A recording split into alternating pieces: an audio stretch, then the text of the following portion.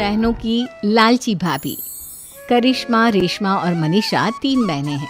उनका एक भाई भी है, मयंक। मयंक अपनी बहनों को बहुत प्यार करता है, लेकिन मयंक की पत्नी सविता इस मामले में मयंक से बिल्कुल ही अलग है। वो अपनी ननदों का जितना बुरा कर सकती है उतना बुरा करती ही रहती है और अपनी ननदों पर हुक्म भी चलाती है। करिश्मा, करिश्मा, तुमने अभी तक नाश्ता नहीं बनाया? तुम्हारे भैया को ऑफिस जाने में देर हो। हाँ भाभी, बस अभी बनाती हूँ। करिश्मा, तुम ये ढीलापन छोड़ दो। कल को पराए घर जाना है। वहाँ अगर तुम इस तरह से काम करोगी तो लोग क्या कहेंगे कि माँ ने और भाभी ने कुछ सिखाया नहीं। और तुम्हारी दोनों बहनें कहाँ हैं? रेशमा मार्केट गई है और मनीषा सो रही है। क्या? सुबह के 8 बज रहे हैं और ये महारानी अभी भी सो रही है? ये कहते हुए सविता अपनी सास दुर्गा देवी के पास जाती। माँ जी, देख रही हो अपनी बेटियों के तौर तरीके? क्या हुआ बहू, सुबह सुबह क्या कर दिया मेरी बेटियों ने? अरे एक तो अभी अभी उठकर किचन में गई है, दूसरी सुबह सुबह बाहर चली गई और तीसरी अभी तक सो रही है। क्या करूं मैं इन तीनों का, मैं तो परेशान हो गई हूँ। जाकर उठा उसे और रेशमा से मैं बात करती हूँ। सविता सीधा मनीषा के कमरे में जाती है और उससे कहती है, महारानी जल्दी उठो, सूरज सर पर आ गया है। भाभी थोड़ी देर और सोने दो ना, मैं रात को लेट सोई थी। वो क्या है ना, यूनिट टेस्ट चल रहे हैं। शराफत से उठती है या नहीं, या फिर पानी की भरी बाल्टी डालूं तेरे ऊपर? नहीं भाभी, मुझे बिस्तर में नहीं नहाना, उठती हूँ मैं। मनीषा जल्दी से उठकर बाथरूम में चली जाती है। सभी आराम से बैठकर नाश्ता कर रहे होते कि तभी रेशमा बाजार से हाथ में सामान लिए आ जाती है। रेशमा को देखते ही सविता उस पर बरस पड़ती है। लो, आ गई महारानी। ऐसा भी क्या सामान लाना था जो सुबह आंख मलते ही बाजार की तरफ रवाना हो गई? भाभी, कल आप ही तो चीख रही थी कि घर का सारा सामान मुझे ही लाना पड़ता है, घर में किसी को भी किसी काम से कोई लेना देना नहीं है। अब मैं बाजार जाकर सामान ले आई तो आपको इस बात से भी तकलीफ हो रही है? देख रही हो माँ जी, अपनी बेटी की जुबान कैंची से भी तेज चलती है। और मयंक, आप तो कुछ कहेंगे नहीं अपनी लाडली बहन को? रेशमा, अपनी भाभी से ऐसे बात नहीं करते। चलो माफी मांगो। भैया, मैं क्यों माफी मांगू? आप भाभी से बोलिए ना कि हम पर कम हुक्म चलाया करे। हम इस घर की बेटियां हैं और आपकी पत्नी की ननद है, नौकरानी नहीं। लो, कर लो बात। इनकी भलाई के लिए कुछ भी बोलो तो इन्हें बुरा लग जाता है। इस घर में यही इज्जत है मेरी। देख लो माँ जी, आपकी बेटी किस लहजे में मुझसे बात कर रही है। सविता वहाँ से चली जाती है। मयंक को बहुत गुस्सा आता है, वो भी वहाँ से चला जाता है। फिर करिश्मा रेशमा को समझाती है, रेशमा, तुम्हें भाभी से माफी मांग लेनी चाहिए थी ना। लेकिन दीदी, मैंने कुछ किया ही नहीं, तो मैं माफी क्यों मांगू?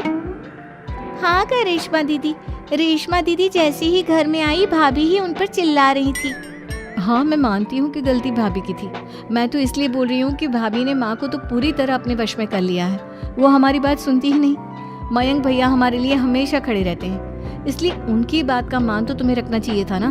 कोई फायदा नहीं दीदी, कुछ दिनों की बात और है, भाभी उन्हें भी हमारे खिलाफ भड़का देंगी। फिर वो भी माँ की तरह हमारी किसी बात का विश्वास नहीं करेंगे। इसी तरह सविता अपनी तीनों ननदों को किसी न किसी बात पर परेशान करती रहती थी। एक दिन मयंक अपनी तीनों बहनों के लिए गिफ्ट लाया।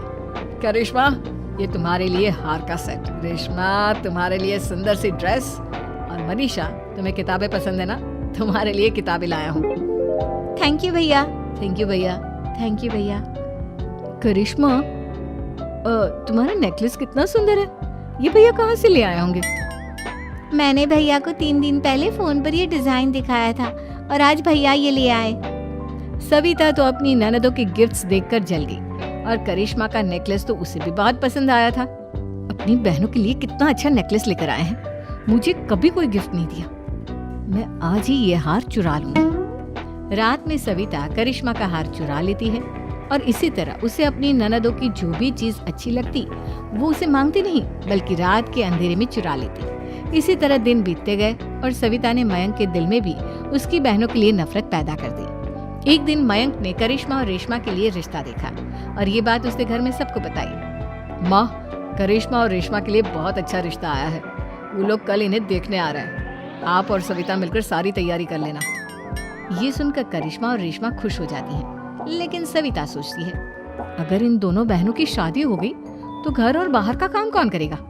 मनीषा तो एक नंबर की कामचोर है, उससे तो किसी बात की उम्मीद लगाना ही बेकार है। मुझे इस शादी को रोकना होगा। अगले दिन सभी लड़के वालों के स्वागत की तैयारी करने में लगे होते हैं। तभी मयंक अपनी बहनों से आकर कहता है, तैयार हो गई तुम दोनों? देखो दोनों लड़के बहुत अच्छे हैं, मैं कोई कसर नहीं छोड़ना चाहता, इसलिए तुम उनके सामने अच्छे से बिहेव करना और अपनी भाभी से लड़ने मत लग जाना। करिश्मा, तुम वो नेकलेस पहन लो ना जो मैं तुम्हारे लिए लाया था। भैया मैं बहुत देर से वो नेकलेस ढूंढ रही हूँ, लेकिन मुझे मिल ही नहीं रहा। क्या तुमने नेकलेस खो दिया? तुम्हें पता भी है वो कितना महंगा था? तुम कोई काम ढंग से नहीं कर सकती। मयंक गुस्से में वहां से चला जाता है। थोड़ी देर बाद लड़के वाले भी आ जाते हैं। वो दोनों बहनों को पसंद कर लेते हैं और रिश्ता पक्का हो जाता है। लेकिन सविता के दिमाग में तो कुछ और ही खिचड़ी पक रही थी। वो पंडित जी के पास करिश्मा की कुंडली लेकर जाती है और उन्हें पैसे देकर करिश्मा की कुंडली बदलवा देती है। जब लड़के वालों के पास करिश्मा की कुंडली जाती है तो वो दुर्गा को फोन करते हैं। बहन जी, हमने करिश्मा की कुंडली अपने पंडित जी को दिखाई थी। आपकी बेटी की कुंडली नहीं बल्कि दोषों का पिटारा है। देखिए, मैं और मेरे पति इन सब बातों में बहुत विश्वास करते हैं, इसलिए हम आपकी बेटी से अपने बेटे की शादी नहीं करा सकते। इस तरह करिश्मा का रिश्ता टूट जाता है और सभी घर वालों को बहुत दुख होता है। अब कविता सोचती है, चलो करिश्मा का तो रिश्ता टूट गया, अब रेशमा का भी रिश्ता तोड़ना है। क्या करूं? अब सविता आवाज बदलकर किसी अननोन नंबर से रेशमा के होने वाले ससुराल में फोन करती है। हेलो, मैं कौन हूँ कौन नहीं ये आपके लिए जानना जरूरी नहीं। बस इतना सुन लो कि रेशमा का 2 साल से किसी के साथ अफेयर चल रहा है। बस रेशमा का रिश्ता तोड़वाने के लिए सविता का इतना कहना काफी था। अब रेशमा का भी रिश्ता टूट गया। मयंक और दुर्गा देवी ने रेशमा को खूब खरी खोटी सुनाई और उससे बार बार उस लड़के के बारे में पूछने लगी। आप दोनों मुझे क्यों परेशान कर रहे हो? अरे कोई लड़का होगा मेरी लाइफ में तो मैं बताऊंगी ना, जब कोई है ही नहीं तो कहाँ से लाऊं मैं कोई लड़का? तो तेरे होने वाले ससुराल वालों को फोन किसने किया था? माँ मैं नहीं जानती किसने फोन किया था, मैं सच कह रही हूँ। मैं तो पहले ही कह रही थी इसकी लगाम खींच कर रखो, लेकिन मेरी सुनता ही कौन है। आप चुप रहिए भाभी, ये सब आपका ही किया धरा है। अब तीनों बहनों को विश्वास हो जाता है कि ये सब उनकी भाभी ही कर रही है। तीनों बहनें अपनी भाभी को सबक सिखाने के लिए एक वकील कर लेती है और घर में हिस्सा मांग। देखो भैया, माँ बाप की जायदाद में जितना बेटों का हक होता है उतना ही बेटियों का, इसलिए इस घर के 4 हिस्से होंगे और हमें अपना हिस्सा चाहिए।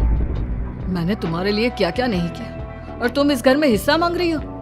भैया, आप और माँ हम बहनों की कोई बात नहीं सुनते हो और भाभी हमारी शादी नहीं होने देगी क्योंकि उन्हें लगता है कि आप हमारी शादी में ज्यादा पैसा लगाओगे और उन्हें हम जैसी फ्री की नौकरानी कहाँ मिलेगी। तो हम भाभी के साथ तो रह नहीं सकते, हम बहनों को अपना हिस्सा चाहिए। अरे तुम्हें शर्म आनी चाहिए अपनी भाभी पर ऐसा इल्जाम लगाते हुए। वो तुम्हारे बारे में कितना सोचती है। हाँ माँ, भाभी हमारे बारे में बहुत सोचती है, दिन रात बस यही सोचती रहती है कि किस तरह से अपनी तीनों ननदों को परेशान करूं और कभी मुझे पढ़ने भी नहीं देती। दोनों बहनों का रिश्ता भी तो इन्होंने ही तोड़वाया है और रात में हमारे कमरे में आकर हमारी चीजें भी चुराती हैं। इसी तरह सविता की तीनों ननदें अपनी बात पर अड़ी रही। अब कोर्ट में तारीख भी शुरू हो गई। जब सविता को लगा कि उसकी तीनों ननद इतनी आसानी से नहीं मानने वाली, तो उसने अपने पति और सास को सारी सच्चाई बता दी और अपनी तीनों ननद से माफी मांगी। मयंक और दुर्गा को भी अपनी गलती का एहसास हो गया। अब सविता खुद करिश्मा और रेशमा के लिए अच्छा रिश्ता ढूंढती है और उनकी शादी करवाती है।